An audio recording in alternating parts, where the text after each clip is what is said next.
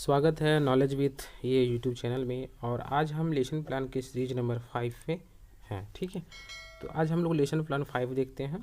ठीक है, तो सबसे पहले आपको क्या करना होता है, यहाँ पे छात्राध्यापक का नाम लिखना होता है। जो छात्राध्यापक जो बीएड कर रहे हैं, जो प्रशिक्षु हैं, उनका यहाँ पे नाम होगा। उसके बाद विद्यालय होगा, जिस विद्यालय में आप पीओटी के लिए गए हैं उसका होगा यहाँ पे। ठीक है, जिस भी विद्यालय में गए हैं। उसके बाद क्या करना है, यहाँ पे क्रमांक लिखना है, महाविद्यालय का क्रमांक। आप जिस प्रशिक्षण कॉलेज से आप हैं वहाँ पे जो आपका रोल नंबर है वो लिखना है। उसके बाद विषय लिखना है, यहाँ पे विज्ञान विषय इस पे लेसन प्लान बना रहे हैं तो विज्ञान विषय लिखेंगे। उसके अंतर्गत वो भी विषय होता है, जैसे कि भौतिक विज्ञान है इसके अंतर्गत, तो वो हम भौतिक विज्ञान के विषय पे हम बनाएंगे।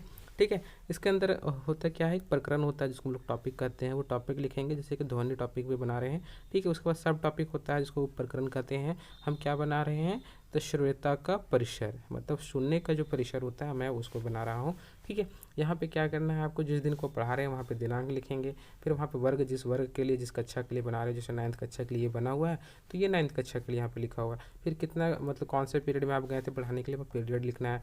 उसके बाद अवधि, आप कितने घंटे के लिए, कितने मिनट के लिए पढ़ा रहे हैं वो लिखना है। ठीक है, उसके बाद क्या करना है, यहाँ पे आपको उद्देश्य लिखना है। ठीक है, तो उद्देश्य, दो तरह का उद्देश्य होता है, एक होता है सामान्य उद्देश्य, एक होता है आपका विशिष्ट उद्देश्य।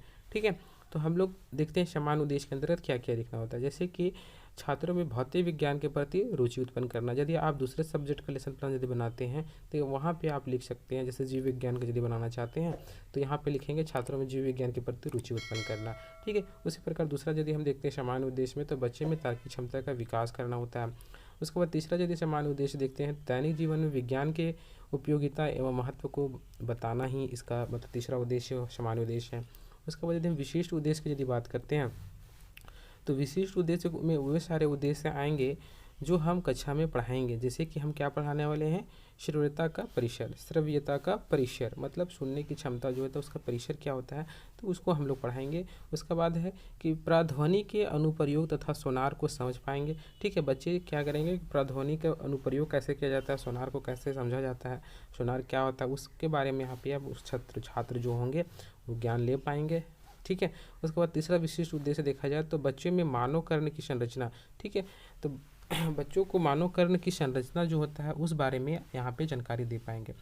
उसके बाद यहाँ पे क्या होता है, जो नेक्स्ट टॉपिक जो होता है जो लिखना होता है वो शिक्षण विधि होता है। इसमें शिक्षण विधि, बहुत सारे शिक्षण विधियाँ होती हैं जिसमें हम व्याख्यान विधि और प्रश्नोत्तरी विधि का मैंने इसका प्रयोग किया है। ठीक है, तो सबसे पहले यहाँ पे देखते हैं कि व्याख्यान विधि क्या होता है और प्रश्नोत्तरी विधि क्या होता है। व्याख्यान विधि में वे विधियाँ आती हैं, मतलब वे विधि होती है व्याख्यान विधि जिसमें हम लेक्चर देते हैं, क्लास में जाते हैं और सिर्फ पढ़ा करके ही समझा करके बच्चों को निकल जाते हैं। ठीक है, उसके बाद है प्रश्नोत्तरी विधि, मतलब हम क्या करते हैं कि जब पढ़ाते पढ़ाते क्या करते हैं, मैंने कुछ कुछ सवाल पे पूछ देता हूँ तो वो प्रश्नोत्तरी विधि होता है। उसके बाद होता है TLM। ठीक है, टीचिंग लर्निंग मटेरियल, मतलब सहायक शिक्षण सामग्री की हम लोग बात करें तो यहाँ पे हम लोग चौक ले रहे हैं, डस्टर ले रहे हैं, तथा ये कुछ और भी उपकरण होगा। जो भी उपकरण होगा वो सारे चीज़ आपको ले सकते हैं, मतलब आप जब पढ़ाने के लिए जाते हो तो आपको जो जो उपकरण की आवश्यकता पड़ता है आप वो ले जा सकते हैं। ठीक है, उसके बाद यहाँ पे है पूर्व ज्ञान। तो पूर्व ज्ञान क्या होता है कि बच्चों को क्या होता है कि ध्वनि चैप्टर के बारे में, ध्वनि से संबंधित कुछ कुछ जानकारियाँ पहले से ही मौजूद होता है। ठीक है, तो ये चीज़ जानकारी उन बच्चों में होता है पहले से, उसी के आधार पर हम लोग क्या करते हैं, हम शिक्षक जो होते हैं, जो प्रशिक्षु जो गए होते हैं, ठीक है, वो क्या करते हैं, कुछ कुछ चैप्टर को स्टार्ट करने से पहले कुछ कुछ सवालों को पूछते हैं। जैसे कि इस चैप्टर को स्टार्ट करने से पहले मैंने कुछ सवाल किया था बच्चों से, जिसका मुझे जवाब भी मिला था। जैसे क्या पूछा था मैंने, पहला सवाल कि ध्वनि को सुनने का गुण किस में पाया जाता है। तो ध्वनि का सुनने का गुण जो है मनुष्यों में भी होता है, जानवरों में भी होता है, मतलब जितने भी प्राणी हैं उन सभी में क्या होता है कि सुनने का गुण पाया जाता है। ठीक है, तो ध्वनि की प्रास यानी रेंज मनुष्य में किसके अनुसार बदलती है। ठीक है, तो यदि प्रास की बात करें, यदि रेंज की यदि बात करें तो वायु के अनुसार, जैसे कि आप देखते होंगे कि आपके घर में यदि कोई बुजुर्ग व्यक्ति है तो उसको उच्च आवाज़ सुनाई देता है, मतलब ज़ोर से बोलना पड़ता है। ठीक है, उसके बाद तीसरा यदि हम बिंदु की बात करें तो तीसरा क्वेश्चन जो मैंने पूछा था वो कम आयु में ध्वनि कैसा सुनाई देता है। तो कम आयु में जो होता है बच्चे को जो अधिक ध्वनि को सुनाई देता है। ठीक है, उसके बाद ज़्यादा आयु वाले जो मनुष्य को कैसा सुनाई देता है, तो कम सुनाई देता है। अभी मैंने बताया ना कि यदि आपके घर में कोई बुजुर्ग है तो उसको ज़ोर से बोलना पड़ता है। ठीक है, और मैंने पांचवा सवाल मैंने पूछा था कि मनुष्यों में ध्वनि की श्रव्यता की परिसर क्या है। ठीक है, तो मतलब मनुष्य जो होता है ना उसको सुनने की क्षमता क्या होता है, उसका रेंज क्या होता है, ठीक है। तो ये सारे जो है क्वेश्चन कुछ कुछ बच्चों से पूछा जाता है क्लास को स्टार्ट करने से पहले, ठीक है। तो ये 5वां सवाल जैसे बच्चे मैंने पूछा तो बच्चे ने इसका कोई जवाब नहीं दिया, क्योंकि उस बारे में क्या किया, बच्चा ना पढ़ा ही नहीं है तो उसको इस बारे में पता नहीं होता है। तो हम लोग इसी को हम लोग विशिष्ट उद्देश्य के अंतर्गत हम लोग रखते हैं कि बच्चे जो चीज़ नहीं जानते उस बारे में जानकारी देना, ठीक है। तो देखो सबसे पहले जो क्या करेंगे, उसके बाद नेक्स्ट कथन को देखते हैं, ठीक है। तो नेक्स्ट कथन में हम बच्चे को बताएंगे कि बच्चों आज हम लोग क्या करने वाले हैं कि ध्वनि की श्रव्यता का परिसर को विस्तृत अध्ययन करने वाले हैं, ठीक है। तो ये सारा चीज़ हुआ चैप्टर स्टार्ट करने से पहले जो भी चीज़ होते हैं, क्वेश्चन वगैरह सवाल जवाब करना, बच्चों को जानना कि बच्चे कितने गहराई तक हैं, कितने कुछ जानते हैं, ठीक है। तो इसके द्वारा हम लोग जांच सकते हैं बच्चों में, ठीक है। उसके बाद क्या करना होता है, हमको यहाँ पे एक लेसन प्लान बनाना होता है, ठीक है।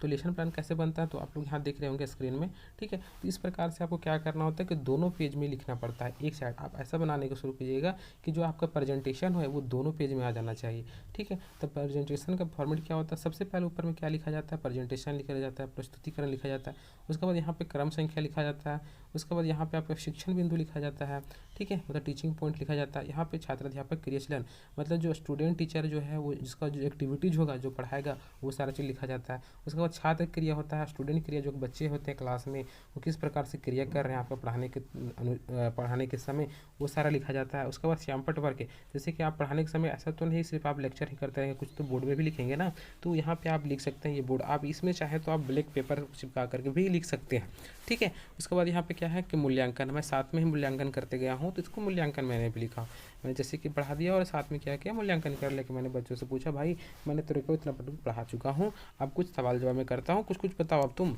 ठीक है। तो मैंने यहाँ पे मूल्यांकन साथ में कर लिया हूँ। जैसे कि पहला मेरा शिक्षण बिंदु है, जो टीचिंग पॉइंट है, वो श्रोता का परिसर मतलब सुनने की क्षमता क्या होता है। जैसे कि आप लोग जानते हैं 20,000 से लेकर के ये 20 हर्ट्ज से लेकर के 20,000 हर्ट्ज तक होता है।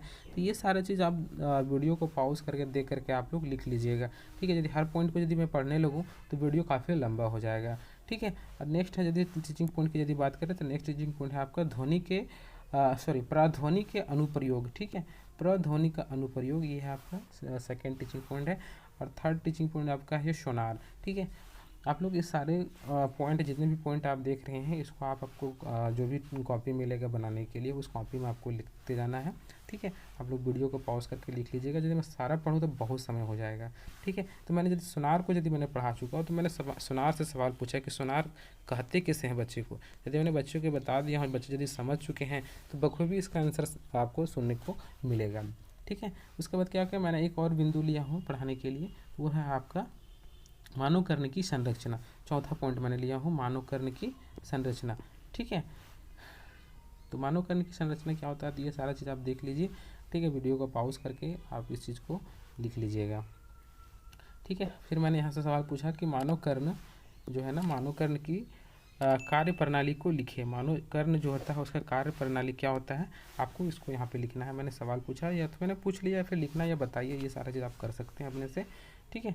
उसके बाद हम लास्ट में क्या किया, मैंने लास्ट में हमने कुछ नहीं किया, लास्ट में एक पुनरावृत्ति मैंने पूछ लिया सवाल कि मैंने जो पढ़ाया भाई अब तुम लोग कुछ कुछ उसका जवाब दो। ऐसा थोड़ी तुम लोग सिर्फ यहाँ बैठ के मजे लिए सुनिए और चल दिए, ठीक है, ऐसा नहीं है। आपको सवाल का मतलब कुछ सवाल पूछूंगा उसका जवाब भी देना होगा, कुछ कुछ आपको सवाल भी पूछना, जैसे कि श्रोता का परिसर से आप क्या समझते हैं, ठीक है। श्रोता का परिसर क्या होता है उससे आप क्या समझते हैं, प्रध्वनि से आप क्या समझते हैं, ठीक है। प्रध्वनि का अनुप्रयोग क्या क्या होते हैं, ये सारी चीज़। उसके बाद श्यामपट्ट में सारांश लिखेंगे, जो जो चीज़ आप पढ़ाए हैं, जो भी चीज़ पढ़ाए हैं, जो टॉपिक पढ़ाए हैं आप उसको लिखना। जैसे कि यहाँ पे श्रोता का परिसर, प्रध्वनि का अनुप्रयोग, सोनार, मानव कर्ण की संरचना, ये सारा चीज़ लिखना है, ठीक है। उसके बाद लास्ट में क्या करना है, गृह वर्क देना है। 1 या 2 आप यहाँ पे गृह वर्क दे सकते हैं, 1 या 2 से ज़्यादा नहीं देना। जैसे कि मैंने दिया है सोनार की कार्यविधि तथा उपयोग लिखे, उसके बाद प्रध्वनि की उपयोगिता को मैंने यहाँ पे लिखा है, ठीक है। और लास्ट में क्या करना है, लास्ट में छात्राध्यापक का हस्ताक्षर देना है, ठीक है।